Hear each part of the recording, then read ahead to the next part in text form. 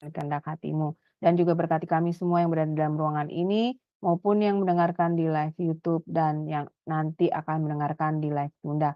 Berkati kami semua Tuhan, buka hati dan pikiran kami, terangi hati dan pikiran kami dengan Roh-Mu, sehingga dan juga berikan hikmat daripada-Mu Tuhan, sehingga kami mampu menangkap apa yang diajarkan oleh Pak Dedi pada malam ini dengan benar, dan sehingga kami mampu mendapatkan pemahaman yang benar juga sesuai dengan kehendak-Mu Tuhan. Dan materaikan firman itu di dalam hati dan pikiran kami. Jadikanlah itu rema Tuhan di dalam diri kami, sehingga kami selalu mengingatnya dan kami bisa mengajarkannya, memberitakannya kepada yang lain, dan juga ampukan kami untuk bisa melakukannya Tuhan di dalam kehidupan kami. Terima kasih Tuhan Yesus, kami serahkan kelas pembelajaran ini dari awal hingga akhir hanya di dalam tangan-Mu dan pimpinan-Mu, dan kami patahkan segala kuasa kegelapan yang akan mengganggu pembelajaran kelas kami ini dari awal hingga akhir dalam nama Yesus. Terima kasih Tuhan, kami panjatkan doa ini dalam satu nama, yaitu Tuhan Yesus Kristus, Juru Selamat kami yang hidup. Haleluya. Amin. Baik Bapak Ibu, sebelum kita masuk pada pembelajaran, kita akan melihat terlebih dahulu ya profil dari narasumber kami.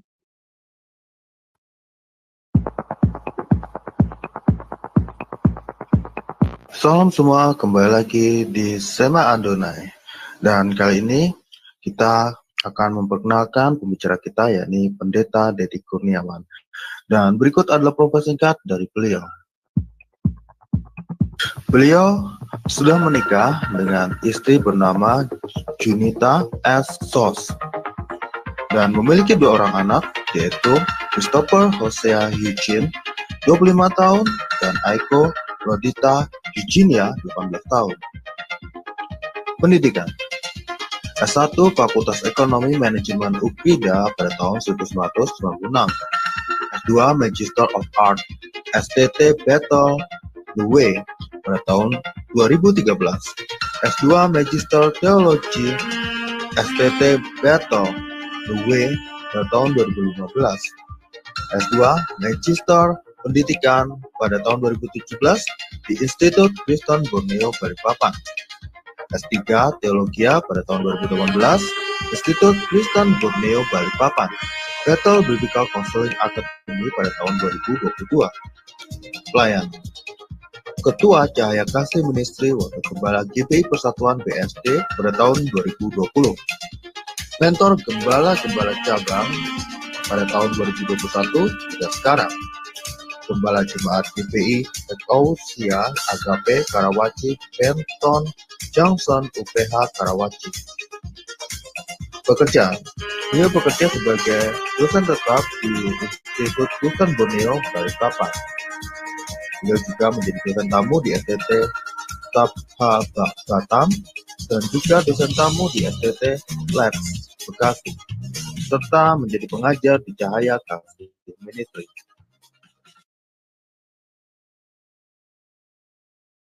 Ya, baik Bapak Ibu, tadi sekilas adalah profil dari narasumber kami, yaitu Pak Pendeta Dedi Kurniawan. Baik, saya akan menyapa terlebih dahulu narasumber kami ya.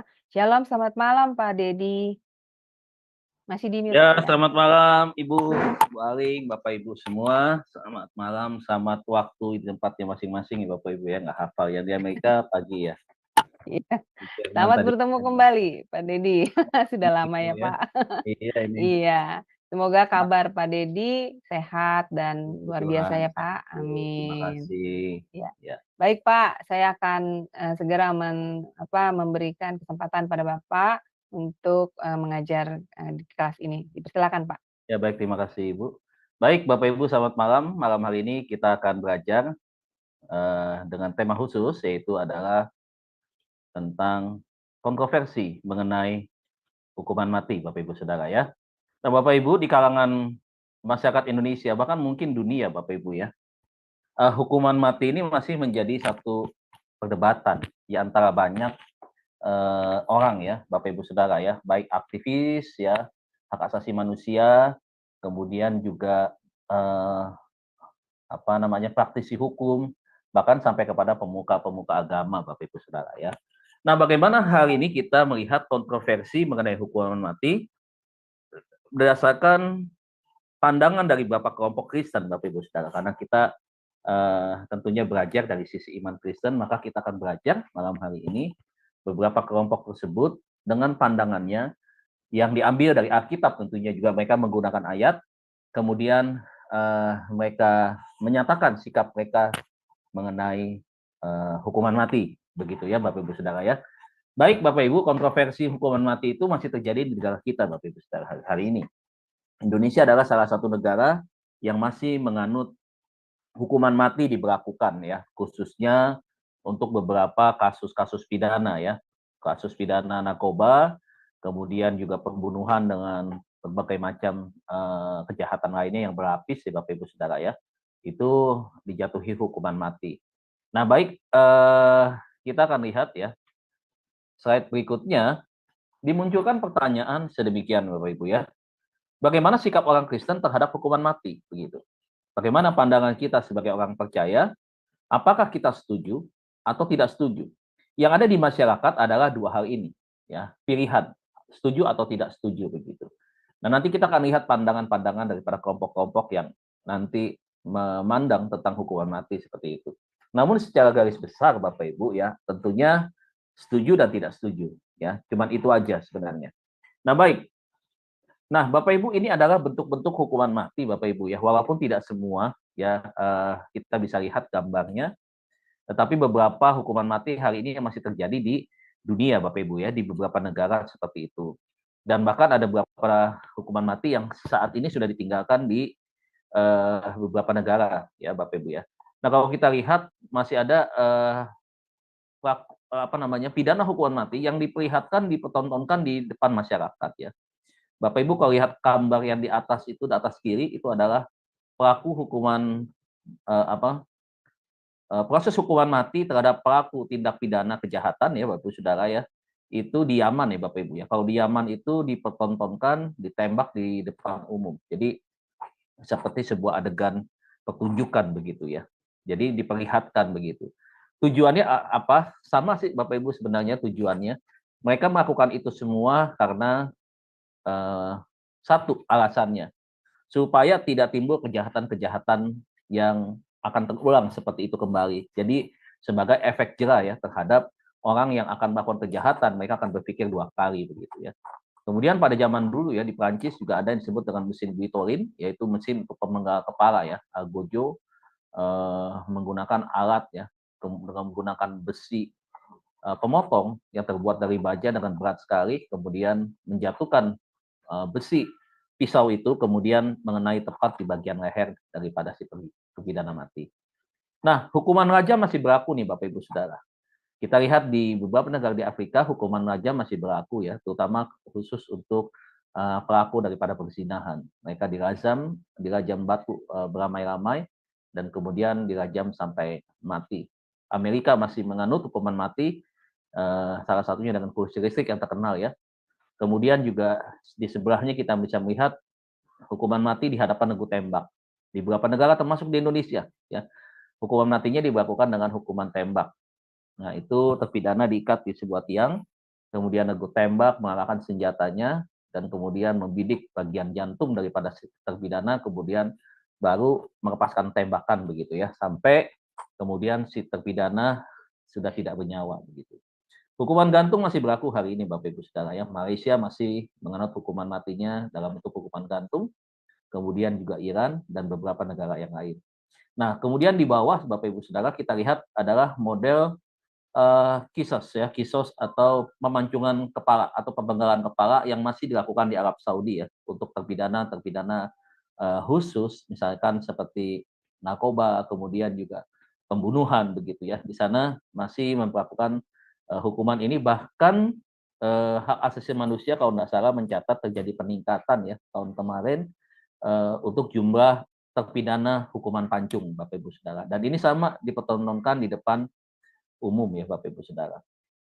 Nah, kemudian yang gambar paling kanan bawah itu sudah tidak dilakukan lagi ya. Ini pada zaman Cina tempo dulu Bapak Ibu ya, sekitar tahun 18-an ya. Hukumannya adalah ketika terpidana hukuman mati, dia disiksa dengan cara dibunuh perlahan-lahan ya, disiksa ya, dagingnya dikuliti gitu ya, kulitnya dipotong, tangannya diputusin begitu ya, sampai orang itu betul-betul mati karena kehabisan darah dan merintih kesakitan.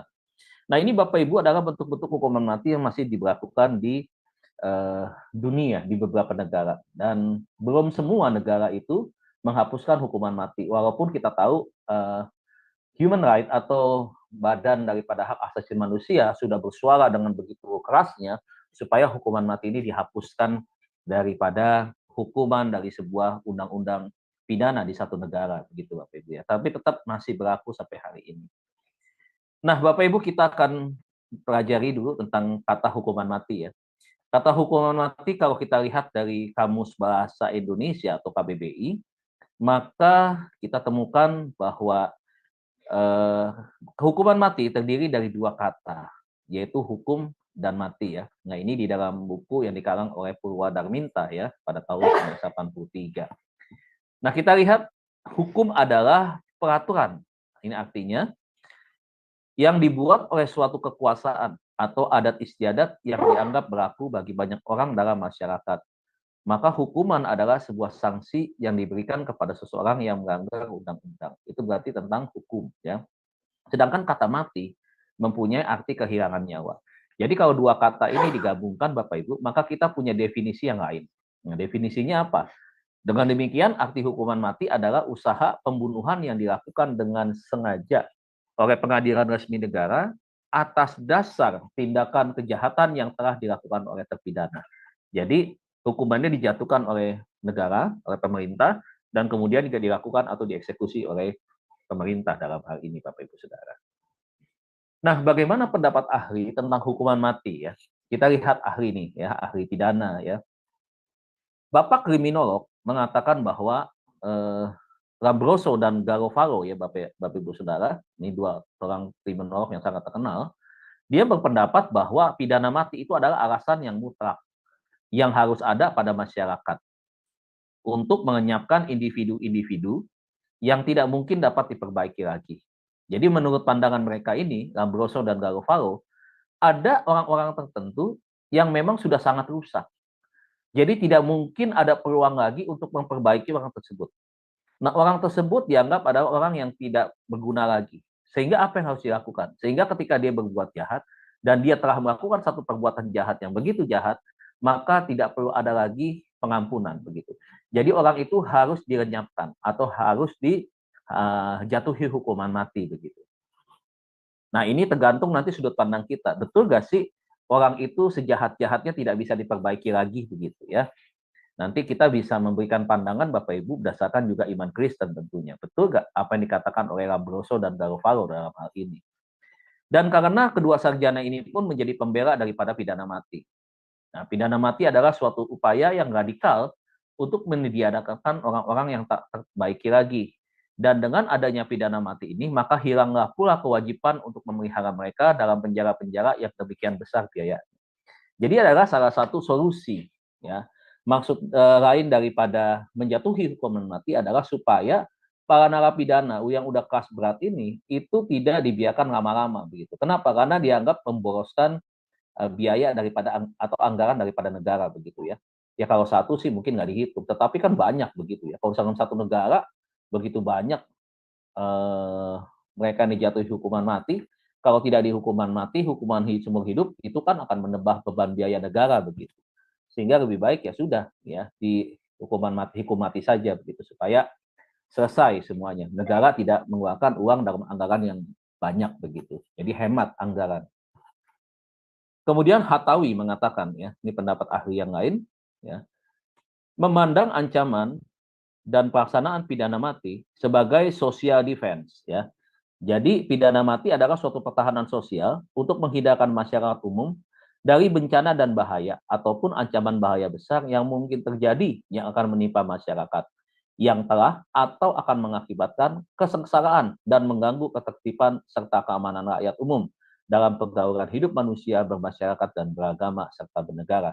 Jadi dikatakan bahwa hukuman mati menurut Hatawi itu adalah bagian daripada untuk melindungi masyarakat supaya masyarakat itu terlindungi baik itu nyawanya misalkan seperti itu, kemudian juga perilaku dari si orang yang jahat tersebut sehingga tidak terus terintimidasi dengan ketakutan-ketakutan yang dialami oleh masyarakat. Sehingga ada istilah ya penyakit masyarakat begitu ya. Artinya apa? Secara sosial masyarakat yang ada di sana begitu tidak nyaman dengan kehadiran si pelaku-pelaku kejahatan ini begitu ya. Misalkan pemerasan, kemudian perampokan dengan kekerasan ya, kemudian pembegalan, kemudian pembunuhan ya dengan itu tadi ya dengan cara-cara pemaksaan dan seterusnya ya. Nah, kemudian Lambonet juga mengatakan juga memberikan pendapatnya. Nah, Lambonet ini dari 4 ahli ya, Bapak Ibu Saudara. Kalau tadi adalah 2 ahli yang mengutarakan pendapat yang sama, kemudian Hatawi dan sekarang adalah Lambonet. Lambonet berpendapat bahwa tugas pemerintah untuk mempertahankan ketertiban umum diwujudkan melalui pemidanaan ya. Berdasarkan ini pemerintah mempunyai hak untuk memidana. Artinya membalas kejahatan. Karena hak dari pemerintah untuk memidana itu adalah akibat yang logis, ya bisa masuk akal dan bisa diterima, ya dengan alasan-alasan tertentu dan juga dengan sudut pandang dari sisi intelektual, dari sisi logika maupun juga dari sisi-sisi yang lain begitu. Daripada haknya untuk membalas dengan pidana begitu ya. Jadi Lambonet itu berkata bahwa yang memiliki hak untuk membalas kejahatan itu adalah pemerintah dan pemerintah berhak untuk melakukan hal itu begitu. Nah, itu kata Lambonet. Nah, Bapak Ibu, sekarang kita kembali ke Alkitab ya. Kita kembali ke Alkitab, kita mulai dari kitab Taurat ya Bapak Ibu Saudara ya. Nah, kalau kita lihat kitab Taurat Bapak Ibu Saudara, maka kita menemukan ada sekitar 21 sampai dengan 23 bagian yang memuat tentang hukuman dan tentang hukum dan hukuman mati Bapak Ibu Saudara. Ya. Yang pertama kita lihat bentuk-bentuk kejahatan yang dijatuhi hukuman mati ya kepada pelakunya. Yang pertama itu adalah pembunuhan ya. Di dalam Keluaran pasal 21 ayat yang ke-12 ya, itu jelas. Yang kedua adalah tindakan menghina hakim. Ya, di dalam Ulangan 17 ayat 12. Kemudian yang ketiga adalah menyebabkan keguguran dari seorang wanita. Kemudian yang keempat kesaksian dusta dalam kejahatan yang berpotensi besar ya, misalkan rencana kudeta ya dan kejahatan-kejahatan yang lain ya yang sifatnya mengancam banyak orang begitu ya. Terorisme misalkan seperti kalau sekarang. Yang kelima, kelalaian dari pemilik seekor lembu yang membunuh orang ya. Kemudian pemujaan terhadap berhala. Nah, ini nih ya. Pemujaan terhadap berhala pada zaman itu hukumannya adalah tukang nyawa, mati ya Bapak Ibu Saudara ya. Jadi kalau misalkan ya kita tahulah ya kita baca Alkitab, kita lihat Tuhan juga mengatakan bahwa dia adalah Allah yang cemburu. Bagaimana bangsa Israel itu yang menyembah kepada dewa-dewa yang lain, akhirnya mereka harus menerima konsekuensinya seperti apa. Gitu. Yang ketujuh adalah penghujatan. Ya, pada zaman itu, penghujatan akan dijatuhi hukuman mati bagi pelakunya. Nah, ilmu sihir juga sama. Ya, orang yang belajar okultisme pada waktu itu akan jika ketahuan Bapak Ibu Saudara, maka dia akan dijatuhi hukuman mati. 9, nubuatan palsu. Nah, ini dia nih Bapak Ibu Saudara ya. Kalau sekarang kan saya tidak menghakimi, tapi kan sekarang banyak yang ingin tenar begitu kan, pengen dikenal, akhirnya ya berkata-kata menyatakan kesaksian-kesaksian palsu ya. Contohnya seperti nubuatan-nubuatan palsu begitu ya. Kalau zaman dulu mau coba-coba dengan nubuatan palsu itu, waduh, kalau itu bukan dari Tuhan dan itu meleset, wah itu bisa hukuman mati. Jadi nggak main-main ya, Bapak Ibu Saudara. Jadi kalau memang Tuhan nggak berbicara, jangan bilang Tuhan berbicara kepada saya begitu. Makanya nih kalau zaman sekarang nih Bapak Ibu Saudara nih, ya oknum-oknum yang suka ngomong begitu dan itu adalah berita bohong untuk cari popularitas saja dan seakan-akan sedang membanggakan dirinya sebagai orang yang hebat, hamba Tuhan pilihan begitu Bapak Ibu Saudara, mati itu dia. Ya, kalau dia berkata bohong begitu. Dan kalau nubuatannya juga tidak terbukti. 10 adalah murtad. Nah, murtad pasti mati juga nih. Zaman dulu. Ini yang ada di dalam kitab Taurat Bapak Ibu Saudara ya, hukuman mati. Kemudian apa lagi? Melanggar hari Sabat. Kemudian homoseksual. Nah, ini homoseksual juga mati. Kalau sekarang nih mati semua, banyak nih yang mati nih. Kalau itu masih berlaku hukum ini Bapak Ibu Saudara, ya, di beberapa negara yang bisa dikatakan bahwa memegang Taurat Bapak Ibu Saudara, pasti tidak ada ampun ya. Kemudian sifat kebinatangan ya, kita tahu ya, penyimpangan seksual yang aneh-aneh begitu ya. Orang berhubungan dengan binatang ya, listi begitu ya, itu bisa kena kepada hukuman mati. Nah, perzinahan nih Bapak Ibu sama nih ya, yang tren-tren sekarang lagi terjadi begitu marak di dunia di akhir zaman ini, perzinahan atau perselingkuhan, kalau ketangkap ya ini ketahuan, mati juga sama. Kemudian pemerkosaan, ya hukumannya mati. Incest juga sama, ya hubungan intim dengan sesama sedarah ya, sekeluarga ya.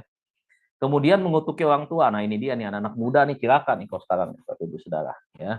Suka maki-maki orang tuanya, suka bentak-bentak orang tuanya, suka hina-hina orang tuanya begitu, nggak hormat sama orang tua. Nah, kita bisa kehilangan generasi juga nih kalau misalkan hukum ini masih berlaku hari ini, maka banyak ya anak-anak muda kita dijatuhi hukuman mati tentu. 18 pemberontakan dilakukan oleh anak-anak.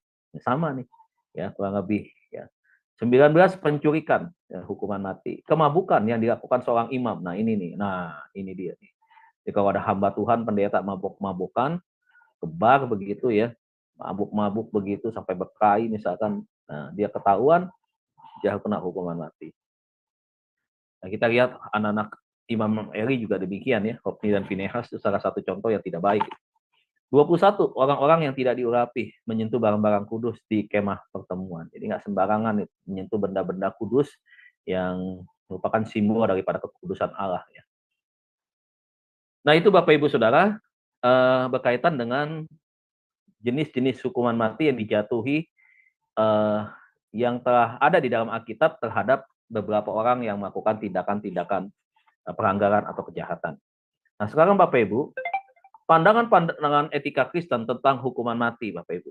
Nah, dari sisi etika Kristen kita akan lihat bagaimana pandangan itu memandang terhadap proses hukuman mati yang dijatuhkan kepada seorang terpidana tentunya. Nah, kita lihat Bapak Ibu, ada 3 pandangan. Pandangan pertama, ya, pandangan etika Kristen terhadap hukuman mati itu terbagi menjadi 3. Nah, pandangan yang pertama adalah disebut dengan pandangan rehabilitasionisme. Ya, yang pertama rehabilitasionisme. Apa itu? Nah, ini kelompok yang pertama atau kelompok orang Kristen yang digolongkan oleh Norman L. Geisler ya sebagai rehabilitasionisme. Apa sih itu kelompok ini atau pandangan ini? Nah, mereka yang tidak mengakui hukuman mati. Jadi mereka menolak dan tidak mengakui hukuman mati ya. Pandangan rehabilitasionisme tentang keadilan hukum adalah bahwa tujuan dari keadilan adalah rehabilitasi. Jadi kalau kita mau bicara soal keadilan, kata kelompok mereka, itu orang harus direhabilitasi, direhab, dari kata itu ya, direhab begitu, diperbaiki begitu. Jadi keadilan bersifat memperbaiki, kata kelompok ini, bukan bersifat membalas, kata dia. Dia nggak setuju kalau dengan cara dibalas, tetapi setiap mereka yang sudah melakukan pelanggaran kejahatan, apapun kejahatannya, apalagi terhadap terpidana mati, maka itu yang harus dilakukan adalah merehabilitasi dia, begitu. Jangan dimusnahkan begitu, atau dibinasakan gitu, atau dihilangkan nyawanya. Itulah banyak ya pengertian pemahamannya seperti itu. Nah, kita harus berusaha memperbaiki penjahat, bukan menghukum dia katanya. Atau sedikitnya bukan hukuman mati. Jadi dia sama sekali pandangan ini tidak setuju adanya hukuman terpidana mati terhadap seseorang yang melakukan sebuah kejahatan. Jadi ini kelompok yang pertama, kelompok rehabilitasionisme, ya, menolak tentang hal ini. Nah, ada beberapa argumentasi yang diangkat dari Alkitab yang dikemukakan oleh kelompok rehabilitasionisme ini. Antara lain yaitu, jadi mereka gini Bapak Ibu Saudara, kelompok mereka rehabilitasionisme ini, mereka juga punya pandangan dari Alkitab. Mereka juga punya alasan begitu. Mereka mengambil beberapa alasan mereka ambil dari Alkitab begitu. Jadi mereka tidak hanya berargumentasi tanpa data misalkan begitu ya. Kalau kita sekarang berbicara tentang kalau kita mau menyampaikan informasi atau berdebat menggunakan data, datanya dari mana begitu. Tetapi dia ini menyampaikannya ketidaksetujuannya juga berdasarkan apa yang tertulis di dalam Alkitab begitu. Nah, makanya Bapak Ibu kadang-kadang membingungkan jemaat. Tadi kita lihat kitab Taurat, kita terima kitab Taurat, PLPB kita terima sebagai sebuah kesatuan dari pernyataan Allah, firman Allah ya, firman Allah yang di dalamnya juga mencatat tentang bagaimana bahwa pelanggar-pelanggar yang tadi 21 sampai 23 itu harus dijatuhi hukuman mati. Tetapi sementara di ayat Alkitab di Injil yang lain juga tertulis tentang bagaimana penolakan terhadap hukuman mati begitu. Nah, sekarang kita lihat ya, pandangan rehabilitasionisme ini antara lain yang pertama, dikatakan demikian. Jadi tujuannya di dalam rehabilitasi kelompok ini adalah dari keadilan adalah untuk memperbaiki. Karena Allah tidak senang dengan kematian orang-orang fasik. Tuh. Jadi dia menggunakan Yesaya pasal 18 ayat 23. Dia bilang nih, kitab Yesaya mengatakan bahwa tidak harus dibinasakan, dan Tuhan juga tidak menghendaki orang-orang fasik itu dibinasakan begitu. Nah itu pandangan dia dengan menggunakan ayat Yesaya 18 ayat 23. Ini cuma beberapa ayat aja Bapak Ibu ya. Walaupun mereka bukan cuma punya 3 ayat ini, mereka banyak menggunakan ayat-ayat yang lain, banyak sekali. Tapi ya tidak mungkin kita bisa tampilkan semua begitu ya. Yang kedua, hukuman mati dihapus dengan hukum Musa, kata dia. Karena hukuman mati adalah bagian dari sistem hukum perjanjian lama, dia bilang. Itu kan dulu hukum perjanjian lama, di mana Yesus Kristus menolak prinsip Musa. Ya. Nah, sebagai contoh, hukum mata ganti mata dinyatakan dengan jangan kamu melawan orang yang berbuat jahat kepadamu. Oleh siapa? Oleh Yesus Kristus. Nah, itu argumentasi dia itu diambil dari Matius 5 ayat 38 sampai 39 begitu. Ya. Nah, itu yang kedua. Yang ketiga, dikatakan hukum Musa mengenai hukuman mati tidak dipraktikkan saat ini. Perjanjian lama menuntut hukuman mati untuk 20 kejahatan, ya. Seperti melanggar sabat, memukul orang tua, homoseks, dan sebagainya. Di mana tidak ada seorang pun yang benar-benar percaya hukum ini harus diperlakukan sekarang. Yesus Kristus menghapuskan hukuman mati karena perzinahan. Nah, di dalam perjanjian lama, perzinahan mendapat hukuman mati. Ingat di dalam Imamat 20 ayat 10 tertulis tentang hal itu. Ya, jadi pelaku yang melakukan perzinahan dia harus dihukum mati. Tetapi Yesus membatalkannya. Nah, ini tertulis di dalam Yohanes 8 ayat yang 11 begitu. Jadi kita lihat nih argumentasi mereka. Ya, yang ketiga seperti ini. Nah, yang berikutnya dan masih dalam pandangan kelompok ini Bapak Ibu ya, kelompok rehabilitasionisme. Nah, dia kasih contoh 2. Kain tidak dijatuhi hukuman mati. Allah melindunginya sehingga ia tidak dihukum mati. Nah, ini kita lihat tertulis di dalam Kejadian pasal 4 ayat yang ke-15 itu. Padahal kita tahu Kain sudah melakukan apa? Tindakan kejahatan. Dengan cara apa? Dia membunuh adiknya. Kasus pembunuhan yang pertama kali terjadi di atas muka bumi ini. Darah manusia yang tertumpah ya, Saudara. Dan akhirnya darah itu berteriak kepada Tuhan. Nah, kemudian kasus yang kedua, dia ambil contoh lagi, Daud ya. Tadi kan kalau kita lihat kasus perzinahan kan hukuman mati. Nah, Daud kan kasus perzinahannya kasus perzinahan berat ini karena sudah mengenyapkan nyawa daripada sang suami, daripada istri seorang anak buahnya, begitu ya, Batseba, begitu. Nah, Daud tidak dijatuhi hukuman mati. Ia berzina dan membunuh, tetapi diampuni. Nah, bisa dibuktikan di dalam Mazmur 51 dan 32. Dan dipulihkan setelah itu di dalam 2 Samuel ayat 18 sampai dengan 19 begitu. Nah, kemudian diterangkan juga di sini perjanjian baru menyingkirkan hukuman mati kata dia. Jadi ajaran perjanjian baru tentang mengasihi tidak konsisten dengan hukuman mati. Maksudnya kalau ini diperlakukan maka ajaran perjanjian baru itu tidak konsisten begitu. Ya, kata dia nih. Karena tidak mungkin kita mengasihi musuh-musuh kita dan membunuh mereka begitu. Ya jelas itu kan kontradiksi. Itu berlawanan tuh. Dia memang musuh, dia memang penjahat. Tapi kan Tuhan mengajarkan kita untuk mengasihi musuh kita begitu. Jadi kita nggak boleh membunuhnya begitu. Nah ini Yohanes 15 ayat 13 tuh. Nah kemudian dikatakan juga diterangkan di sini bahwa salib adalah hukuman mati bagi semua orang. Begitu. Nah siapa yang tebus kita tahulah. Hanya Yesus Kristus yang penebus ya. Nah di mana semenjak Yesus Kristus datang tidak ada tempat bagi hukuman mati.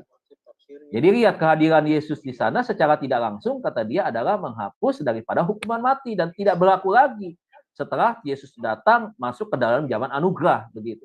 Nah, Saudara bisa temukan di dalam Roma pasal 6 ayat 23, kemudian Roma 5 ayat 12 sampai dengan ayat 18. Nah, itu argumentasi dia seperti itu. Nah, kita masuk kepada slide berikutnya masih mungkin dalam kelompok rehabilitasionisme ini Bapak Ibu Saudara ya. Nah, ada argumentasi tentang moral atau moralitas daripada rehabilitasionisme ini. Yang pertama nih Bapak Ibu ya, apa sih yang dimaksud dengan argumentasi moral ini? Jadi ada beberapa argumentasi moral dari rehabilitasionisme. Nah, argumentasi moral tersebut dapat dikemukakan secara singkat di sini ya. Nah, argumentasi itu antara lain adalah sebagai berikut. Yang pertama, hukuman mati diterapkan tidak adil, begitu. Karena tidak semua yang dijatuhi hukuman mati itu adalah pelakunya. Misalkan saya tarik contoh nih ke zaman sekarang nih Bapak Ibu yang di negara kita. Kalau kita lihat di sel ya, di setiap lapas, entah lapas anak, lapas perempuan, lapas laki-laki, buat mereka pelaku narkoba yang jatuh hukuman mati adalah bukan mereka adalah pemilik atau bos besarnya. Mereka itu adalah misalkan adalah yang diperdaya karena mungkin kurang pemahaman, pengetahuan, pendidikan yang minim misalkan seperti itu, kemiskinan misalkan dengan berbagai alasan yang akhirnya mudah untuk dipengaruhi. Sehingga apa yang terjadi itu tadi, desakan ekonomi bisa nggak orang jadi kurir narkoba? Bisa, begitu. Nah akhirnya apa? Dia jadi kurir narkoba itu untuk memperbaiki nasib misalkan karena upah sekali untuk mengirim barang itu nilainya besar, begitu. Sehingga pada waktu dia mengirim, misalkan dia tertangkap, begitu. Waktu dia tertangkap, akhirnya barang bukti ada di situ, kemudian pengadilan menjatuhkan hukuman mati kepada dia, begitu. Walaupun dia sudah membela dan dia mengatakan bahwa dia bukan pemakai, dia bukan pengedar, dan dia bukan memang orang yang menjual begitu, atau daripada bos begitu ya, bukan begitu. Tetapi hukuman mati telah dijatuhkan. Namun apa yang terjadi? Dia harus menerima konsekuensi itu. Dia dijatuhi hukuman mati. Nah, akhirnya itu tadi yang dianggap adalah sebagai sebuah ketidakadilan. Dan ada banyak bentuk daripada ketidakadilan yang lain. Bukan hanya itu, Bapak Ibu Saudara ya. Jadi ini dia begitu. Yang kedua dikatakan hukuman mati bukanlah pencegah kejahatan, dia bilang. Jadi kelompok ini bilang sekarang mau dilakukan hukuman mati, mau berbagai macam ya cara lah orang dihukuman matinya dengan cara apapun. Pada akhirnya orang itu bisa menerima dan siap untuk menanggung konsekuensi perbuatan dan dia mati, dia bilang. Tetapi itu tetap aja akan bermunculan lagi pelaku-pelaku A, yang A sudah dihukum mati, muncul yang B, C, dan seterusnya. Jadi tidak menimbulkan efek jerah begitu. Tetapi bisa muncul kasus-kasus yang mungkin lebih banyak begitu. Jadi menurut mereka tidak efektif begitu. Nah itu kata kelompok rehabilitasionisme ini. Kemudian dikatakan masalah moral ini, hukuman mati itu anti kemanusiaan. Jadi ini berkaitan dengan hak asasi manusia. Setiap manusia terlepas dari permasalahan dia hidup dengan Tuhan, banyak dosanya atau hidupnya benar di hadapan Tuhan, itu masalah urusan pribadi. Tetapi manusia itu punya hak hidup ketika Tuhan izinkan dia hidup dalam dunia ini, di batas usia manapun, maka hak untuk mengambil nyawa itu bukan hak daripada manusia, begitu. Jadi dari sisi kemanusiaan, hukum pidana itu harus menghormati. Begitu. Menghormati apa? Menghormati hak asasi manusia. Jadi tidak boleh hak hidup seseorang itu dirampas. Ya, kurang lebih seperti itu Bapak Ibu ya. Kemudian yang berikutnya dikatakan bahwa para penjahat seharusnya disembuhkan, bukan dibunuh. Begitu. Harusnya ditobatin dulu, diinjili dulu begitu.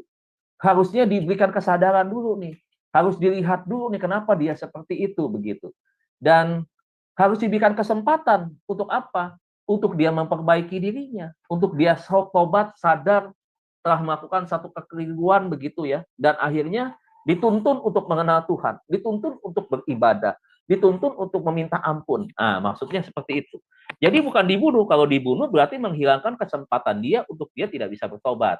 Nah, itu menurut pandangan rehabilitasionisme ya.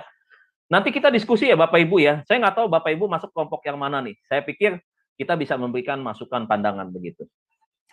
Yang berikutnya dikatakan hukuman mati mengirim orang-orang yang tidak percaya ke neraka. Begitu. Nggak ada kesempatan lagi untuk dia bertobat. Kenapa? Ya udah langsung dibunuh. Begitu. Sudah dihukuman mati. Begitu. Kan nggak bisa dikembalikan lagi nyawanya. Begitu. Ya. Nah itu menurut pandangan ini yang pertama. Bapak Ibu bisa nyimak. Nah Bapak Ibu dari sini mungkin bisa tahu. Oh saya masuk kelompok ini. Oh nanti saya mungkin masuk kelompok yang kedua. Atau masuk kelompok yang ketiga. Gitu. Ya. Oke. Nah sekarang kita masuk kelompok yang kedua nih Bapak Ibu ya. Kalau tadi pandangannya pertama disebut pandangan rehabilitasionisme. Nah, sekarang masuk kelompok yang kedua adalah kelompok yang punya pandangan yang disebut dengan rekonstruksionisme. Nah, apa itu? Nah, ini Bapak Ibu Saudara ya.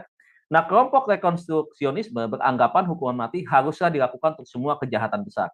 Jadi rekonstruksi bilang semua kejahatan besar harus dihukum mati dan dia setuju terhadap hukuman mati. Nah, mereka beranggapan bahwa hukuman mati haruslah dilaksanakan untuk setiap kejahatan non-seremonial dalam hukum Musa, misalkan seperti itu ya.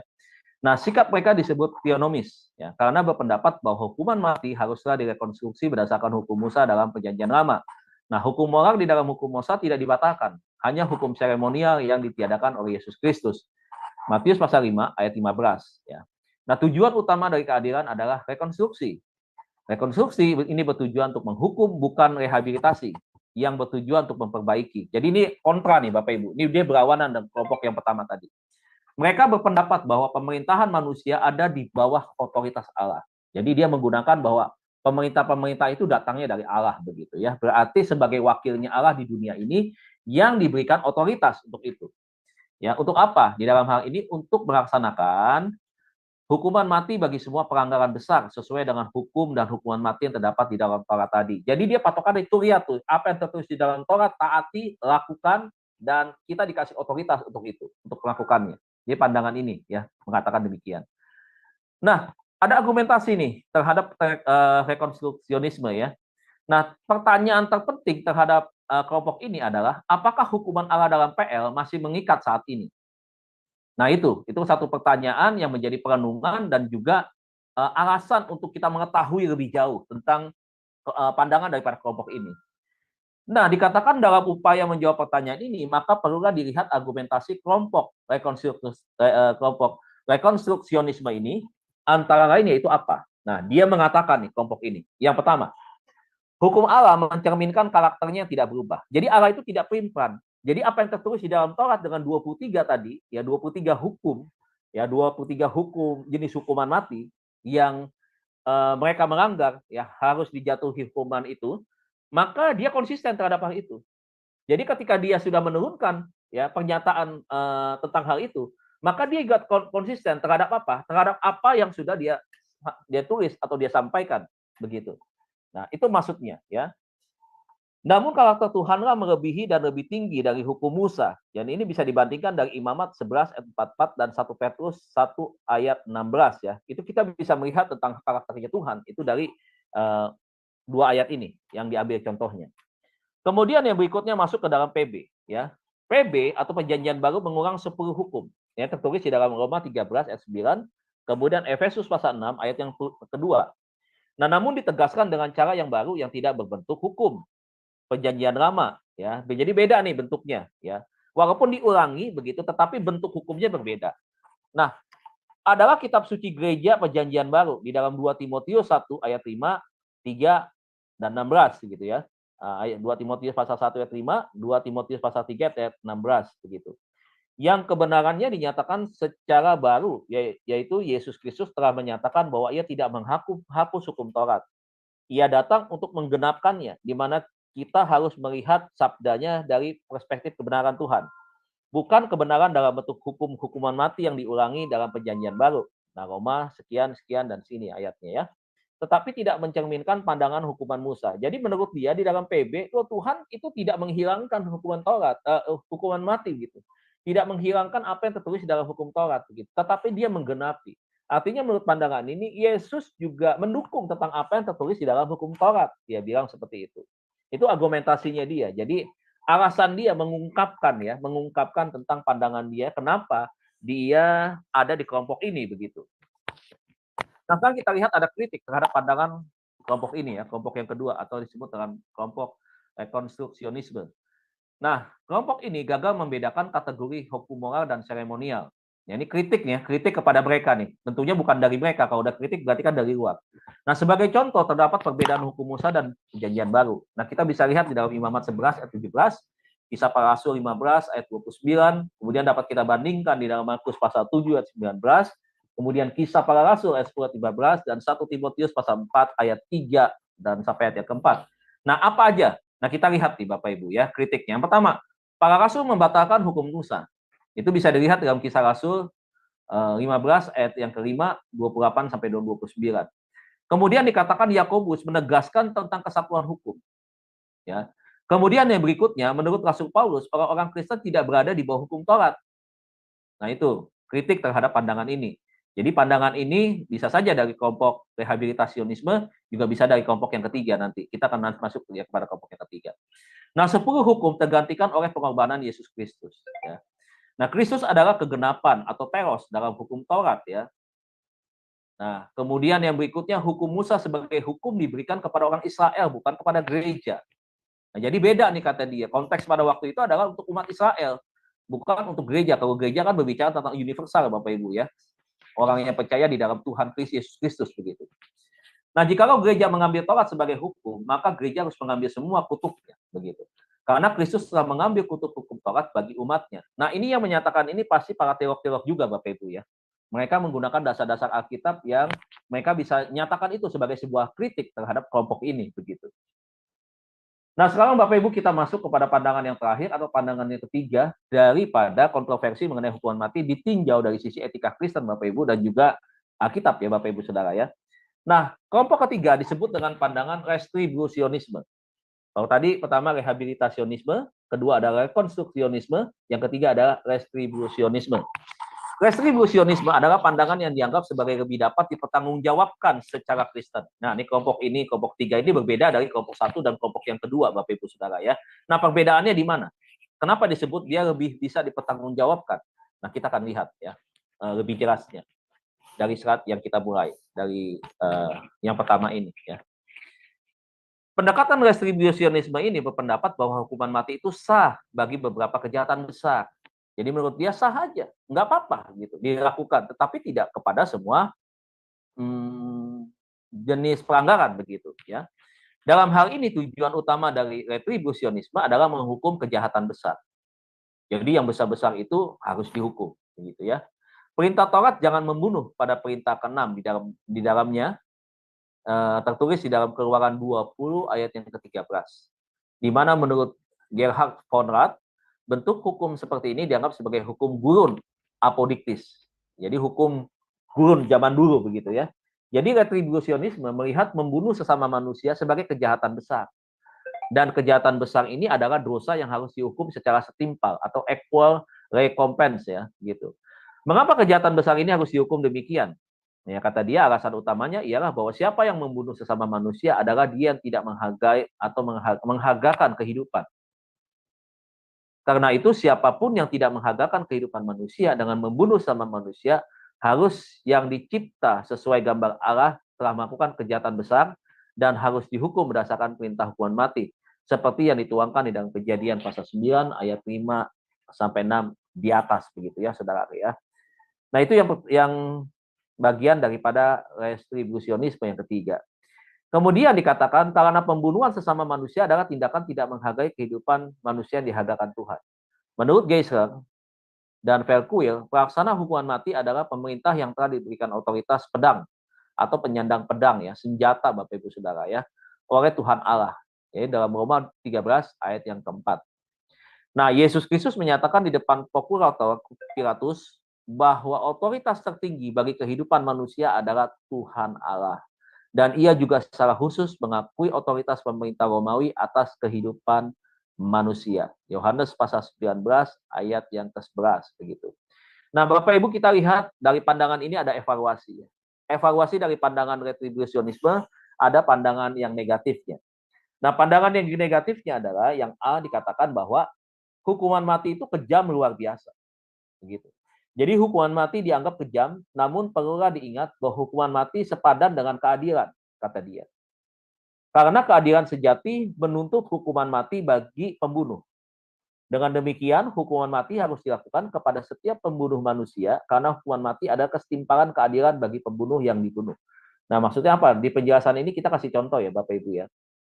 Tahun kemarin, Bapak Ibu ya, 2022 itu kan satu case kejadian ya, Pak Ferdi Sambo kita tahu ya seperti itu ya. Maka kejadiannya adalah ketika dia membunuh, ada korban yang mati di sana, maka harus dilakukan seperti itu. Ya, walaupun sepertinya tindakan menjatuhkan hukuman mati, eksekusinya itu kelihatan kejam, namun itu harus dilakukan begitu. Karena apa? Karena ini berbicara tentang keadilan. Jadi kalau kita lihat memang dari sisi negatifnya itu tadi ya, ada berkaitan dengan posisi daripada kelompok yang kedua ya, nyawa ganti nyawa begitu. Yang B, hukuman mati dilakukan secara tidak adil. Nah, sanggahan ini mengkhawatirkan bahwa hukuman mati dilaksanakan secara tidak adil. Di sini perlu ditegaskan bahwa tidak melaksanakan hukuman mati adalah ketidakadilan yang merupakan kejahatan besar ganda. Gitu. Jadi alasan utamanya ialah bahwa pembunuhan manusia oleh sesama manusia adalah kejahatan besar yang menuntut keadilan besar, yaitu hukuman mati. Jadi jika hukuman mati tidak dilaksanakan, terjadi ketidakadilan ganda, begitu. Karena terbunuh, karena karena terbunuh tetap memiliki hak sebagai manusia yang sama mulia dengan si pembunuh begitu. Jadi sama-sama begitu. Jadi oleh sebab itu tidak adil kalau tidak dihukuman mati. Kemudian yang C, hukuman mati berlawanan dengan pengampunan. Hukuman mati dalam pengampunan ada dua hal yang berbeda. Pengampunan dosa adalah hak Tuhan Allah. Tuhan Allah mengampuni pembunuh yang bertobat, tetapi hukuman mati harus dijalankan kepada si pembunuh. Karena jika hukuman mati tidak dilaksanakan, tidak dijalankan atas pembunuh yang telah melaksanakan pembunuhan, maka ini adalah bentuk ketidakadilan yang tidak menghargai kemanusiaan. Jadi dikatakan hukuman mati tidak rasional untuk orang yang sakit pikiran. Di sini perlu dibedakan antara perilaku yang tidak rasional, ya, atau mengalami gangguan kejiwaan, dan tidak rasional, dan tindakan tidak rasional atau emosional begitu, sehingga terjadi pembunuhan. Ini adalah dua hal yang berbeda katanya. Jadi setiap pembunuh yang rasional harus dihukum mati, ya begitu, ya. Karena keadilan mengharuskan adanya tanggung jawab moral dari pembunuh, begitu. Jadi tetap bagaimanapun, ya hukuman mati itu diperlakukan. Yang kedua evaluasinya adalah Bapak Ibu Saudara, evaluasi positif atas retribusionisme. Jadi tetap pandangan ini punya dua evaluasi, yaitu evaluasi negatif dan evaluasi positif, begitu ya. Nah, yang positifnya adalah dari pandangan ini dikatakan bahwa hukuman mati adalah pengakuan kedaulatan Tuhan Allah, yang pertama. Di mana hukuman mati menempatkan manusia pada tempat yang tinggi.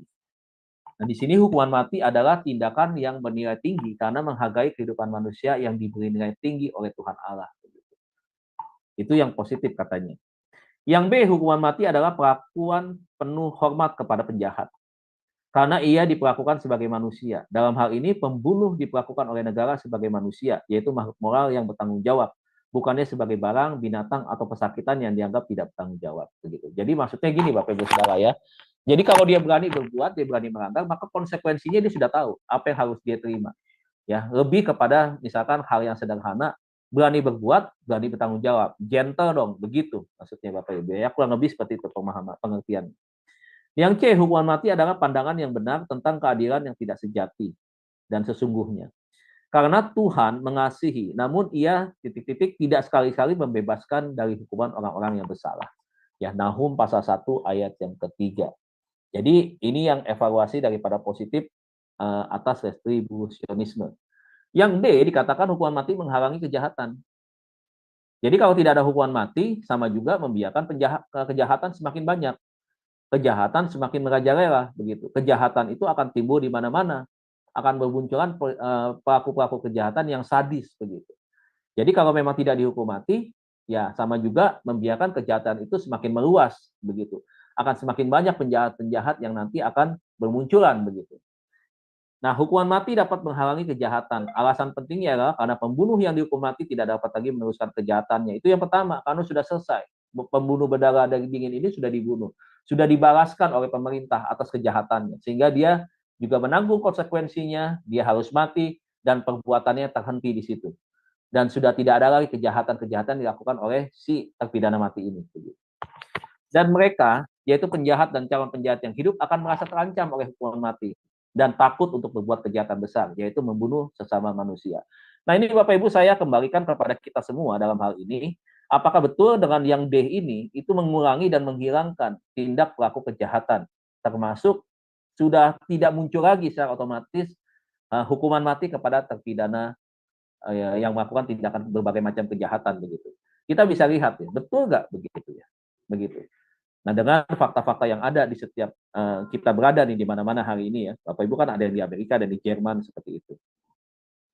Yang E dikatakan hukuman mati melindungi banyak orang baik. Jadi ini yang positif katanya, kata kelompok ini. Bayangkan kalau tidak ada kelompok kami, siapa yang mau menjaga orang-orang baik begitu? Mau dikemanakan orang-orang baik ini? Mereka akan menjadi korban terus, ya. Mereka akan diperdaya terus begitu. Mereka akan ketakutan terus dan yang itu alasan dia. Jadi hukuman mati tidak akan mengurangi, apalagi menghapus kejahatan, tetapi hukuman mati melindungi orang-orang baik dari anggota masyarakat tidak bersalah dengan alasan berikut. Coba dia bilang, coba mau pilih mana nih? Coba kita memilih membiarkan penjahat ini, mengasihi penjahat ini, ya, mentolerir apapun yang dilakukan. Oke, kita bisa mengerti, memahami, tetapi di satu sisi adalah kita sama juga begitu. Tidak melindungi orang-orang yang baik ini yang mungkin satu kali nyawanya terancam, hartanya terancam, dan sebagainya begitu. Mau pilih yang mana begitu kan?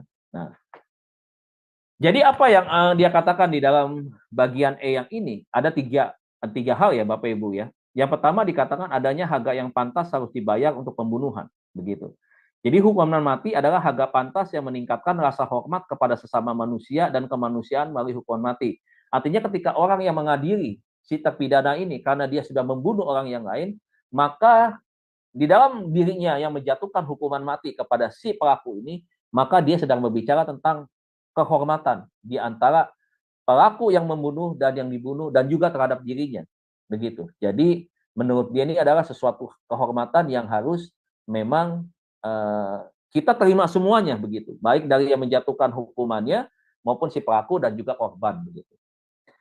Yang B dikatakan adanya ancaman rasa takut bagi calon-calon pembunuh karena membunuh sesama ada kejahatan besar dan ketidakadilan hukum yang serius begitu. Kemudian yang C adanya ancaman hukuman bagi mereka yang selalu melakukan kejahatan di mana melalui hukuman mati mereka diingatkan untuk tidak mengulangi kejahatannya. Jadi ini nih Bapak Ibu Saudara ya, hal-hal yang dianggap positif ya daripada kelompok ini. Ya, saya kira itu Bapak Ibu Saudara ya. Terima kasih untuk pemaparannya sampai di sini. Tuhan Yesus berkati kita semua. Saya kembalikan kepada moderator.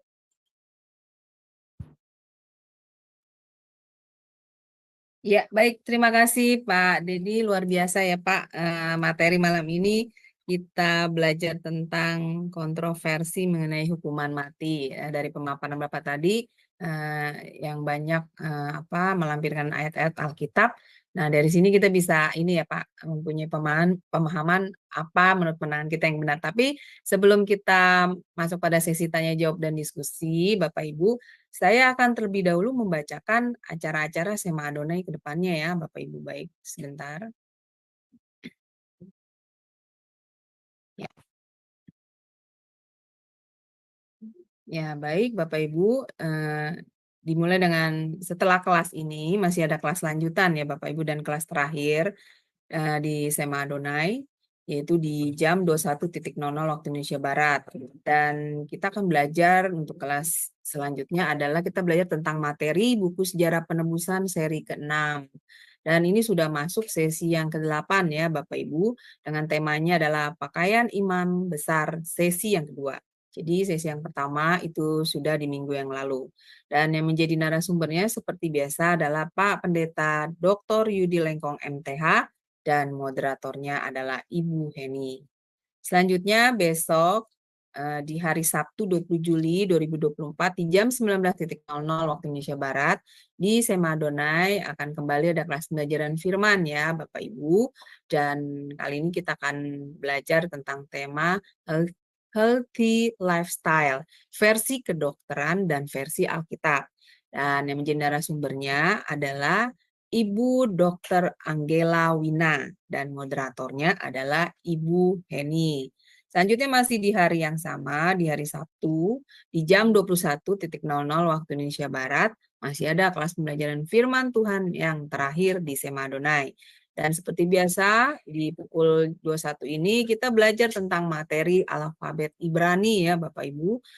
Dan ini sudah masuk sesi yang ke-7 dengan tema penggunaan matres leksionis dalam satu kata.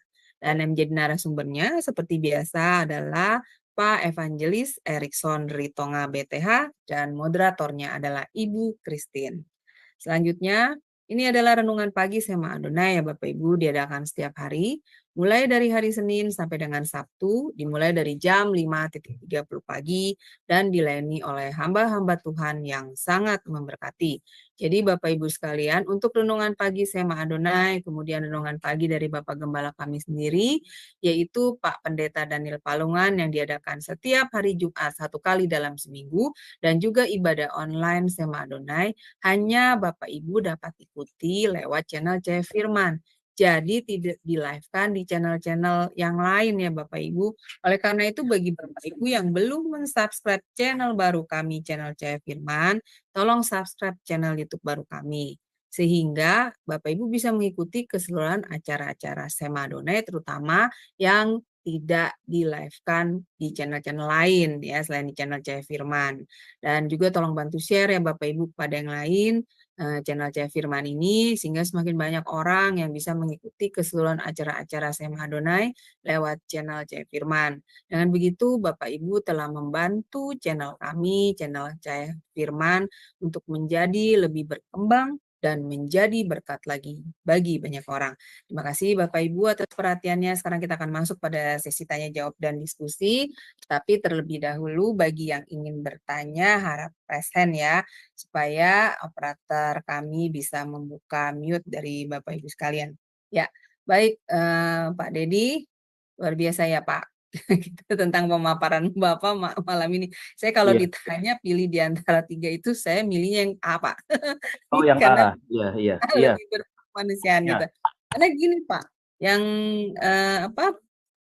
khususnya sebentar ya, saya buka dulu. Yang kedua ya Pak, kan itu kan dikatakan bahwa menurut pandangan yang kedua ya Pak, dibilangkan bahwa sebentar. Dia mengikuti hukum Taurat ya Pak, ya kan? Jadi kalau orang berbuat jahat itu ya memang sudah selayaknya dihukum gitu. Saya jadi ingat ayat yang itu Pak Dedi, yang ketika wanita yang itu loh dirajam batu karena Dirajam. ya kan? Iya. Terus kemudian kan Tuhan Yesus mengatakan, siapa yang Iya. tidak pernah berbuat dosa, Iya. ya satu melempari wanita ini, tapi Iya. kan akhirnya pada pergi semua ya Pak. Nah Iya, itu betul. gimana Betul. tuh Pak Dedi? Ya kan? Iya, betul. Nah, seperti itu ya Pak. Nah, itu saya berpikir kalau kan dia bilang Tuhan Yesus setuju ya Pak, di sini tadi ada Iya. dikatakan ya. Nah, Ya, menurut pandangan dia, Yesus tidak meniadakan hukum Taurat, tetapi menggenapi hukum Taurat. Dan artinya menurut pandangan dia itu, kalau sudah tertulis di dalam hukum Taurat, maka Yesus tidak mengatakan itu sudah tidak berlaku, tetapi itu menjadi satu kesatuan antara PL dan PB, dan itu dia menggenapi apa yang ditulis oleh PL gitu. Maksudnya secara tidak langsung tuh termasuk apa perintah-perintahnya begitu kan. Ya, tadi kan kita bicara soal hukum seremonial dan juga hukum moral di sana kan, pelanggaran-pelanggaran seperti itu kan. Dan akhirnya kan kita bisa tahu, dan ternyata dalam hal ini menurut pandangannya dia, Yesus justru menyetujui saja begitu, taat begitu, patuh kepada apa yang ditulis oleh Taurat begitu. Nah itu menurut dia, itu menurut pandangan dia seperti itu. iya. Nah, habis Bapak maparin itu saya ingat yang ayat Betul, wanita yang itu Pak. Saya bilang, betul. itu gimana kalau itu? Kan ada di Alkitab dikisahkan ya Iya, Pak. Karena iya. itu diselamatkan oleh Yesus ya Pak. Lalu Tuhan Yesus Betul. mengatakan dosamu sudah diampuni. Nah, itu kan sikap Tuhan Yesus Betul. nyata ya Pak di dalam ayat Iya, itu. iya, betul. Berarti rontok dong ya Pak. Paham dari Iya, yang kedua ini. makanya itu dia. Kalau kita lihat kasus seperti itu kan berbeda. Jadi gini, kalau melihat kasus itu, jadi seakan-akan Yesus itu dia tidak taat kepada hukum Taurat. Dia melanggar hukum Taurat kan. Karena lihat, PB belum ditulis pada waktu itu. Yesus pun mengajar masih menggunakan PL ya. Dia mengutip banyak kitab-kitab di dalam PL begitu. Nah, jadi seakan-akan waktu kita lihat Yesus memberikan pengampunan di sana, itu kita harus juga lihat sebenarnya dari berbagai sisi. Pertama dari sisi keadilan ya. Tadi kan yang poin nomor 2 itu kan menganggap bahwa hukuman mati itu adalah cara yang adil untuk juga memberikan ya itu nyawa ganti nyawa begitu kan. Kalau misalkan saya hakim, saya menjatuhkan hukuman mati dan orang ini harus mati karena dia telah membunuh, ada buktinya, ada korbannya, maka dianggap bahwa ini saya sudah melakukan keadilan begitu. Sudah melakukan hal yang memang juga di dalam Taurat itu boleh ditulis begitu. Jadi adil. Tapi lihat kembali kepada kasus yang kita tahu ada Tuhan Yesus di sana diperhadapkan kepada perempuan itu. Kita lihat dari sisi keadilan pertama. Apakah itu adil? Hanya memperlakukan seorang wanitanya saja tanpa seorang prianya. Itu pertama. Adil nggak itu? Menjatuhkan hukuman tanpa ada bukti bahwa dia itu berzina atau tidak, karena pelaku yang satu lagi tidak ada. Kalau dia itu kalau itu kan dibawanya kan kasus sebagai perzinahan. Tadi kan kita tahu dari 21 sampai 23 hukum itu ada yang 2 kan kita pecah tuh walaupun menjadi 1 sebenarnya. Kita pecah, tetapi kan di situ juga ada perzinahan harus mati. Nah, pertanyaannya kan lakinya tidak ada di sana. Dari prinsip keadilan, kalau Yesus bilang ya lakukan itu, berarti kan juga tidak adil dong di sana. Yang harus berzina yang harus menanggung dua-duanya kan ya yang berdua yang berbuat, ya dua-duanya berbuat, masa harus satu yang harus menanggung? Nah, kalau lakukan seperti itu, apakah Tuhan juga adil? Kan Tuhan juga tidak adil dong, seperti itu. Ya, itu satu. Yang kedua adalah ini macam-macam tanggapan orang ya, yang mengatakan Yesus itu kan juga Allah ya. Dia kan pribadi kedua dari Allah Tritunggal. Nah, dia punya hak prerogatif misalkan begitu untuk memberikan pengampunan. Karena dia datang untuk masuk kepada satu zaman yang disebut dengan zaman anugerah. Nah, di situ kan dia masa-masa sebelum dia menggenapi karya atau satu rencana besar Allah tentang keselamatan, yaitu ketika dia menjadi korban penebus ya dosa umat manusia, itu kan dia sedang pada masa itu kan, masa persiapan itu. Jadi artinya ini si perempuan ini ya di zaman Yesus itu zaman anugerah, selalu saya pakai istilah saya nih Bapak Ibu Saudara ya, masuk ini ya Bu Aling ya, saya pakai istilah saya adalah Yesus selalu memberikan kesempatan kedua, second chance gitu ya. Kehidupan yang kedua. Untuk apa? Lihat waktu dia melepaskan si perempuan ini, dia berkata, jangan berbuat dosa lagi. Iya. Berarti apa? Diberikan kesempatan untuk memperbaiki diri. Ya kan? Kalau kita lihat dari sini, gitu. Kenapa? Berarti kalau kita lihat dari sini, menang nih kelompok pertama, rehabilitasionisme. Karena di sini adalah Yesus itu adalah memberikan kesempatan untuk orang bertobat memperbaiki diri. Begitu. Yang kedua adalah kalau kita bilang lagi sekarang Yesus melanggar hukum Taurat ya. Pertanyaannya adalah begini. Apakah yang layak untuk menghakimi mereka itu adalah manusia-manusia seperti ini? Manusia-manusia yang juga berbuat dosanya juga sama. Mereka tidak berzina tetapi mereka punya dosa yang lain yang juga sama.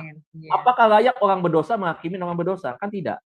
Yang berhak untuk menjatuhkan hukuman mati sebenarnya adalah orang yang tidak berdosa melakukan kesalahan, misalkan begitu kan, begitu. Nah ini kan juga kita kembali tadi sebenarnya yang kedua itu yang Tuhan perintahkan, lempar batu nih buat orang yang nggak pernah berbuat dosa duluan, itu kan juga menunjukkan cara Tuhan menunjukkan keadilannya, gitu. Nah itu, jadi kalau dalam hal ini memang selalu Yesus selalu memberikan kesempatan kedua, begitu. Contoh perempuan yang punya 5 suami. Yesus kan selalu memberikan kesempatan untuk memperbaiki diri dan memperbaiki diri. Itu dia. Itu ya, Pak. Nah, itu dia. Ya. Itu dia. Selalu seperti itu. Yesus nggak mengecam kan? Yesus nggak bilang kamu nggak ada pengampunan lagi ya, kamu masuk neraka ya. Bisa nggak Yesus ngomong gitu? Bisa karena dia Tuhan.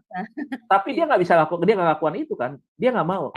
Kenapa? Karena intinya kembali bahwa Tuhan tidak mengendaki orang hidup dan mati di dalam dosa. Yesus ingin semua dia bisa memperbaiki diri, bertobat, dan akhirnya terima keselamatan begitu kan, arahnya kan seperti itu. Kasih kan seperti itu, kasih tidak menuntut balasan begitu. Nah tapi Yesus dalam pengertian di sini adalah biar semua dosa-dosamu yang menurut sesama manusia kamu tuh terlalu najis, terlalu kotor dan seterusnya, nanti aku yang tanggung di atas kayu salib lewat darahku yang darah yang sangat kudus itu, yang tidak bercerai itu, yang akan menebus dosa-dosa kalian semua ini. Biar aku yang naik, istilahnya begitu. Sekarang kamu diampunin untuk memperbaiki diri, tidak melakukan perbuatan itu lagi, supaya kamu pindah dari jalan yang gelap kepada jalan yang terang, dari hidup yang salah kepada hidup yang benar. Begitu. Mungkin ya Pak, kasus yang orang-orang yang melakukan kejahatan yang berulang gitu Pak. Ya, memang sih kita kan pernah ngelihat ada orang yang memang dia sakit ya Pak, jiwanya psikopat ya Pak. Jadi dia memang bukan pembunuhan karena memang dia mempunyai gejala sakit kejiwaan seperti itu ya. Nah kalau untuk kasus-kasus seperti orang-orang yang psikopat itu bagaimana menurut Pak Dedi? Apakah bisa mereka masih dipulihkan gitu loh Pak? Karena kan mereka buas banget itu Pak melakukan pembunuhan itu dengan apa ya, kayak bertalian gitu loh Pak, ya kan? Banyak yang ya itu bagaimana menurut Pak Dedi? Kalau ada di beberapa negara Bu kita tahu ya, orang yang punya kelainan jiwa itu pengecualian kan, pengecualian. Iya, tapi kalau orang yang punya psikopat itu kan sebenarnya dia kan juga punya kesadaran sebetulnya, enggak seperti ODGJ yang betul-betul hilang ingatan begitu. Itu kan perilakunya dia memang yang disebabkan karena ada penyimpangan-penyimpangan yang dimana itu tadi ya, maksudnya dari sisi apa namanya dorongan ya, di dorongan itu yang tidak wajar itu, melakukan satu tindakan-tindakan yang menyebabkan perilaku yang di luar batas kemanusiaan seperti itu. Jadi memang ada beberapa yang psikopat memang harus dijatuhi hukuman mati karena sebenarnya dia dari satu sisi juga dia orang yang tidak mengalami gangguan kejiwaan sebenarnya, hanya penyimpangan kepada perilaku emosional sebenarnya, emosi gitu ya. Tindakan-tindakan yang memang disebabkan karena itu tadi. Kan banyak hal kalau kita belajar tentang psikopat itu kan karena disebabkan karena banyak macam ya. Kalau kita lihat kembali ke pelajaran pastoral konseling, kita bisa melihat karena masa lalu misalkan seperti itu. Anak yang mengalami korban kekerasan dari sejak kecil begitu kan, dari orang tua yang memang terlalu keras tapi pendisiplinannya salah gitu kan. Kemudian juga dari orang yang pernah yang mengecewakannya dia mungkin begitu, yang dari sekian waktu yang lama, tidak sebentar, sehingga akhirnya muncul satu sikap ingin membalas begitu. Nah, itu kan bisa muncul dari itu sebenarnya. Tapi kan di dalam praktek jaya di satu sisi kan dia juga normal sebenarnya. Dia bisa bekerja, dia bisa mencari uang begitu kan. Dia bisa punya keahlian begitu. Namun di dalam hal itu tadi ya, masalah di dalam dorongan pengendalian masalah emosinya dia itu yang dan penyimpangan-penyimpangan perilakunya itu yang bisa mendorong dia melakukan hal itu, dan itu bisa dijatuhi hukuman mati begitu. Tapi bukan berarti psikopat itu tidak bisa disembuhkan. Tidak ada ya, pokoknya apapun juga kejahatan manusia itu, saya kembalikan ini jadi saya jawab rehabilitasionisme nih, bahwa tidak ada satupun kejahatan yang begitu jahat di atas muka bumi ini yang kebal terhadap kasih Kristus, tidak ada. Jadi kuasa Yesus itu, kasih Kristus itu bisa membuat orang semuanya bisa mengalami perubahan begitu. Bisa mengalami perobatan gitu. Nah kan kita lihat penjahat yang waktu sama-sama disalib kan itu bukan penjahat yang biasa itu. Bukan penjahat yang boleh dikatakan ya penjahat yang sudah kategorinya cukup berat kan gitu kan, tindakan karena disalib ya Pak penghukumannya. Iya. Nah, tapi dia akhirnya bisa mengakui kan, dan dia bisa bertobat dia minta ampun, dia sadar akan perbuatannya. Di last minute ini sebentar kebuka suaranya. Sebentar ya Pak. Ya, oke, silakan Pak. Iya, maka dari itu ya Pak, apa namanya? Saya juga nggak setuju ya Pak, yang kedua ini ya, pandangan harus mengikuti hukum Taurat gitu ya, penghukumannya ya, karena memang kan Pak Deddy sendiri kan konselor ya, jadi Pak Deddy juga tahu bahwa manusia serusak-rusaknya dia sebenarnya bisa diperbaiki. Iya, nah, diperbaiki makanya ya Pak. Itu sebabnya Bu, saya sih terus terang, saya kelompok yang pertama. Saya juga Pak, iya. Nah ini juga nih Pak ya, yang ketiga nih saya mau membahas Pak. Kan dia bilang katanya orang yang membunuh itu harus dihukum mati. Nah sekarang Pak, kan banyak orang kasus yang membunuh tuh dia membunuh bukan direncanakan, ada juga yang tidak sengaja gitu loh Pak, karena dia membela diri. Nah kan banyak ya Pak yang seperti itu. Iya betul. Maksudnya kasus, jadi misalnya dia mau diperkosa atau dia dia membela diri, terus karena dia membela diri tanpa sengaja orang yang dia lawan itu mati gitu, tertikam atau gimana ya kan Pak. Betul. Nggak bisa dong kalau punya pandangan orang yang membunuh manusia lain harus dibunuh. Kan lihat kasusnya dulu Pak Deddy. Terus saya Pak, tunggu, saya ingat lagi di Alkitab kan ada tuh Pak yang ketika masa perbudakan di Babel ya. Bukankah Tuhan itu mendirikan kota perlindungan, Pak? Ingat nggak, Pak Deddy? Nah, itu kan bagi orang-orang yang melakukan kejahatan tanpa kesengajaan, kan itu kan ada Tuhan menyediakan kota perlindungan itu. Nah, bagaimana tuh, Pak Deddy?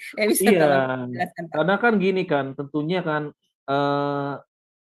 dampak daripada akibat ya, misalkan akibat sebuah perbuatan dari seseorang sampai orang kehilangan nyawa begitu, itu kan kita juga kan perlu ada penyelidikan sebenarnya kan, tidak langsung karena ada korbannya langsung pokoknya sudah melanggar pasal sekian langsung dijatuhi vonis hukuman mati misalkan kayak begitu. Tentunya kan nggak seperti itu juga kan, tentunya kan harus ada penyelidikan yang adil. Nah, ini kembali lagi sebenarnya bisa saja yang tidak sengaja ini membunuh, tapi akhirnya dipersalahkan bisa begitu, dan ditolak begitu ya kesaksiannya karena alasan untuk membela diri begitu.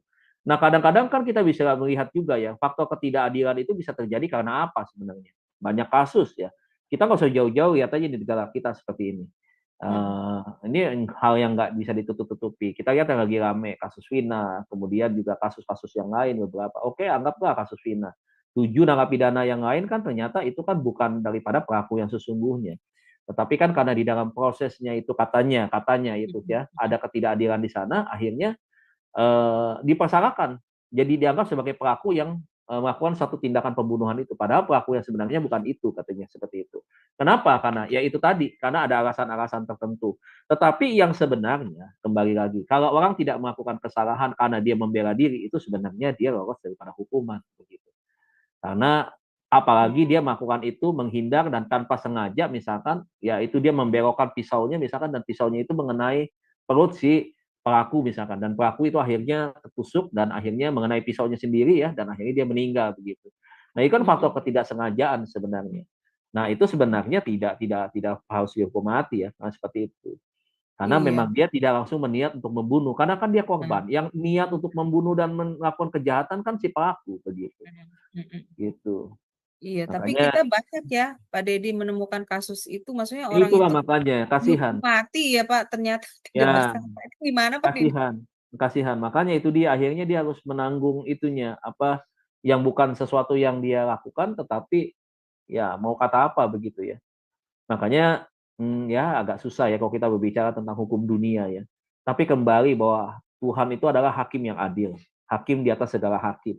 Nah, dialah nanti akan mengadili itu ya di satu kali nanti, satu kali kelak ketika semuanya sudah digenapi dan semua orang akan mempertanggungjawabkan semua perbuatannya, maka disitulah akhirnya Tuhan yang akan membela.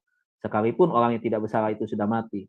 Tetapi lihat, kan sama dengan peristiwa Kain dan Habel. Selalu Tuhan akan menuntut pembalasan dari apa yang dilakukan oleh itu, dan Tuhan sendiri akan membalaskan begitu. Nah, jadi kalau saya lihat sih harusnya memang ya itulah, memang kita sih di bidang hukum kan kita tahu ada perimbangan. Ada jaksa penuntut tapi juga ada pembela begitu kan. Nah, kadang-kadang kan di pengadilan ini kan yang akhirnya mereka berargumentasi dan akhirnya apakah yang tidak bersalah ini bisa bebas atau justru malah akhirnya itu tadi. Ya saya nggak tahu ya, di hukum di dunia ini bukan di negara manapun saja kan bisa ya.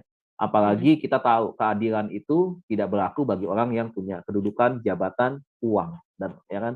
Ini kan selalu yang mereka yang di bawah ini kan yang tidak punya uang selalu dikalahkan begitu kan. Nah, prinsipnya kan ini juga ketidakadilan begitu. Nah, makanya rehabilitasi, rekonstruktisme sampai restribusionisme ini mereka juga berhati-hati untuk menjatuhkan hukuman mati sebenarnya kalau kita pelajari. Karena prinsipnya tadi, mereka pegang yang namanya keadilan. Ya, kan ada istilah apa? Justice for all begitu ya. Keadilan untuk semua begitu kan. Dan berlaku itu artinya tidak pandang suku, kedudukan, kekayaan begitu ya, nama besar, tidak pandang itu, tetapi semua orang harus mendapatkan keadilan begitu. Jadi jangan sampai salah jatuhkan vonis sebenarnya. Itu. Iya, tapi kan prakteknya Pak tidak bisa sejalan itu dia. dengan Jadi teorinya. sebenarnya Nah, iya. itu dia. Iya. Makanya saya lebih memilih yang A itu begitu. Kenapa? Karena memang kita nggak bisa menghakimi orang seadil-adilnya gitu loh Pak. Apalagi di Iya. dalam dunia ini ya, hukum dunia ini kan memang apa namanya banyak berlaku ketidakadilan ya. Dan ini Iya. kasihan sekali kalau yang Iya. mendapatkan apa namanya terdakwanya itu orang yang tidak bersalah gitu, Pak Iya. Deddy. Nah, kemarin kan waktu kasus ini kan saya juga mengajar di salah satu STT sebagai dosen tamu ya. Dan kebetulan saya memang mengajar etika Kristen. Jadi waktu itu kita diskusi, ada mahasiswa tanya soal itu, soal ini dia tanya. Bagaimana dengan kasusnya Pak Ferdi Sambo kemarin, begitu Nah, kan? iya Pak. Itu kan kemarin kan keluarganya kan mengajukan tuntutan supaya dijatuhi hukuman mati, begitu kan? Karena keluarganya tidak bisa menerima, begitu kan? Ya kita tahulah sudah cerita kisahnya seperti apa. Yang pada akhirnya kan tuntutan dari keluarga itu adalah semua pelaku itu dijatuhi hukuman mati. Nah, tapi kan ternyata hanya satu jatuh hukuman mati, Pak Ferdi Sambo-nya kan. Namun kemudian akhirnya diubah menjadi hukuman seumur hidup begitu. Nah, kemudian mereka tanya, mereka ini masuk kelompok mana, Pak? Gitu. Mereka tanya gini, Pak, mereka kan orang Kristen, begitu. Mereka keluarga yang taat ibadah juga, maksudnya si keluarga si almarhum si Joshua ini kan, begitu kan. Mereka yang taat ibadah, mereka orang Kristen juga sama, begitu ya. Menurut Bapak bagaimana dalam hal ini? Nah, menurut saya memang ya kita nggak bisa mengatakan bahwa namanya ya, kita memaksakan semua orang masuk kepada kelompok rehabilitasionisme, nggak bisa. Kenapa? Karena ya memang itu tadi, memang sudah terbentuk nih 3 kelompok ini begitu, karena mereka punya argumentasi-argumentasi yang secara logis tadi dikatakan ya, dia bisa diterima ada akal sehat begitu. seorang ibu yang membesarkan anaknya, melahirkan, membesarkan anaknya, dan menjadikan anaknya kebanggaan, kemudian harus mati dengan cara mengenaskan. Kemudian kita bisa melihat bagaimana istilahnya mereka bisa menerima anaknya mati dengan cara seperti itu. Maka tidak ada jalan lain adalah keadilan harus ditegakkan begitu. Jadi mereka ini masuk dalam kelompok yang kedua, saya bilang. Jadi mereka menuntut pokoknya harga mati, nyawa ganti nyawa. Sama seperti di kelompok di Arab Saudi kan. Kalaupun mereka bukan kelompok Kristen, tetapi kalau mereka kita lihat dari apa yang mereka lakukan, mereka kan masuk kelompok yang kedua. Pokoknya yang namanya menghilangkan nyawa, kejahatannya apa aja dah gitu. Pokoknya nyawa yang udah hilang, pokoknya hukum pancung, mati, nggak ada tawa-tawa, begitu.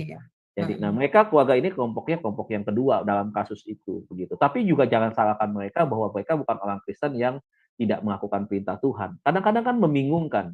Sementara Tuhan bilang, kasihilah Tuhan Allahmu, artinya kalau kita mengasihi Tuhan, pasti kita mengasihi sesama. Tidak mungkin kita tidak mengasihi sesama. Kenapa? Karena sumbernya Tuhan itu mengajarkan itu. Jadi kita terima ajaran itu, kita imani, kemudian kita lakukan, dan pasti kita juga mengasihi kepada sesama. Begitu. Tidak mungkin kita melanggar kan begitu. Tetapi kenyataannya kan berbeda, bertolak belakang. Ya kan? Di dalam kasih itu tidak ada pengampunan ternyata kan. Kepada Pak Ferdy Sambo misalkan seperti itu. Ini bukan bela Ferdy Sambo, bukan, nggak ada urusan. Cuman maksudnya sedikit mengangkat diskusi pada waktu itu begitu. Jadi ya itu kembali, dia hanya menekankan satu, masalahnya apa? Keadilan yang dia ingin minta. Begitu, keadilan untuk anaknya, begitu kan. Keadilan atas perbuatannya, yang dia tuntut itu sebenarnya. Jadi kita harus bisa bedakan juga ya, antara keadilan yang dia minta dari hukum yang ada di dunia ini, yang dia tuntut itu. Bukan daripada keadilan berdasarkan apa yang seharusnya, ya misalkan berkaitan dengan dia minta sama Tuhan, begitu kan, supaya Tuhan yang membalaskan. Dia tidak minta pemerintah melakukan hukuman mati, menjatuhkan kepada si Pak Ferdy Sambo, tetapi dia minta Tuhan yang membalaskan, mencabut nyawa Ferdy Sambo gitu kan, enggak gitu kan. Ya nanti dia menyerahkan itu kepada Tuhan, karena memang itu nanti Tuhan yang akan mengadili misalkan Pak Ferdy Sambo misalkan. Nah sementara yang sekarang dia tuntut itu adalah pengadilan di dunia ini, keadilannya itu. Iya. Sebenarnya yang benar itu kan harusnya keadilan itu diserahkan kepada penghakiman, itu diserahkan kepada Tuhan ya. Benar nggak sih Pak? Karena kalau saya lihat, iya. Ya Bu, jadi silakan. saya pernah Pak juga dengar kasus. Ingat nggak Pak yang ada kisah yang suami istri, anak satu-satunya perempuan yang dibunuh oleh pria itu jadi menyukai anaknya ini diseret apa berapa meter gitu pakai motor. Ingat nggak Pak yang terus anaknya mati, terus kemudian tapi orang tuanya dia tidak dendam gitu loh kepada si pembunuh, malah dia melakukan kasih, yaitu dia menengoki si pembunuh itu, mendoakan, nah terus membawakan makanan. Nah itu kan satu hal yang bertolak belakang ya Pak Deddy kalau kita mau lihat. Iya. Sama seperti di Iran, Bu. Ada kisah nyata di Iran kan, yang terpidana pembunuh anaknya di Iran dan di Amerika. Di Iran itu ada seorang terpidana hukuman gantung ya, menit-menit sebelum dia dieksekusi dihukum gantung, si ibunya itu akhirnya minta diantar ke tempat eksekusi. Karena kan kalau di Iran kan juga dipertontonkan hukuman gantung itu. Jadi waktu dia mendekati satu tempat itu, orang nggak tahu itu adalah ibu daripada si korban yang mati dibunuh. Apa yang dilakukan? Si ibu itu kemudian maju ke tempat seperti apa ya, alat berat yang untuk menarik itu ya, leher ituan dengan tali begitu ya. Kemudian dia mengangkat tangannya, kalau nggak salah dia menyetop supaya orang yang eksekusi itu berhenti. Dan apa yang terjadi? Dia bilang turunkan orang ini, dia bilang. Dia turunkan, kemudian dia jelaskan di depan begitu banyak orang bahwa anaknya yang sudah pergi itu dia relakan pergi. Dia menghadap Tuhan begitu. Ya, dia artinya sekarang tugasnya adalah dia tidak mau ada korban lagi. Biarkan anak dia yang satu saja menjadi korban, sebab kalau orang ini dibunuh, maka akan jadi dua korban, dia bilang. Dan dia akan merasakan juga ibu daripada si yang terpidana yang akan digantung ini. Rasanya seperti apa kehilangan anak. Jadi apa yang terjadi? Dia minta stop kepada si eksekutor itu, turunkan, saya mengampuni. Dan akhirnya apa yang terjadi? Diturunkan. Dan akhirnya menit-menit pada waktu itu harusnya dia mati, akhirnya dia selamat. Kemudian apa yang terjadi? Kalau tidak salah, kisahnya itu pada waktu itu si pelaku ini akhirnya menyesal sekali ya begitu ya. Dan dia menangis begitu, dan dia minta ampun sampai sujud di bawah kaki si ibu ini. Dan sampai akhirnya si ibu itu mengatakan kalau nggak ada salah ini yang versi yang Amerikanya apa yang ituannya. Dan menganggap si pembunuh ini menggantikan anaknya. Mau nggak menjadi pengganti anaknya begitu. Si ibu ini bilang, anak saya sudah mati, ya sudah, biar, dia bilang. Sekarang saya mengampuni kamu, dan saya ingin punya anak laki-laki pengganti anak saya yang hilang. Dan dia bilang kepada si pembunuh itu, kamu jadi anak saya.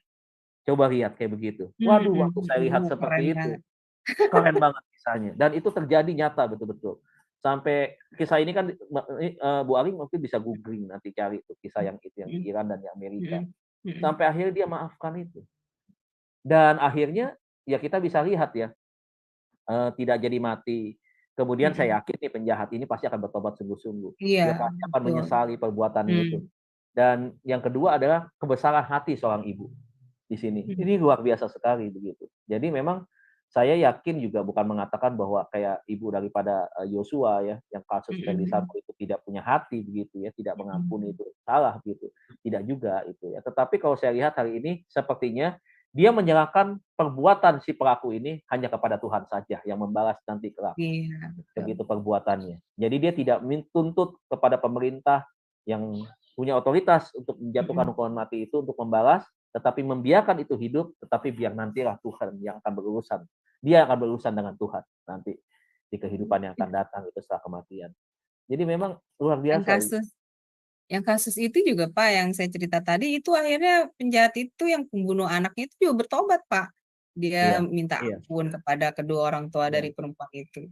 Nah ya memang berarti kesimpulannya ya Pak Dedi, kasih membuat orang bisa yang tadinya dosa, dia bisa bertobat ya Pak.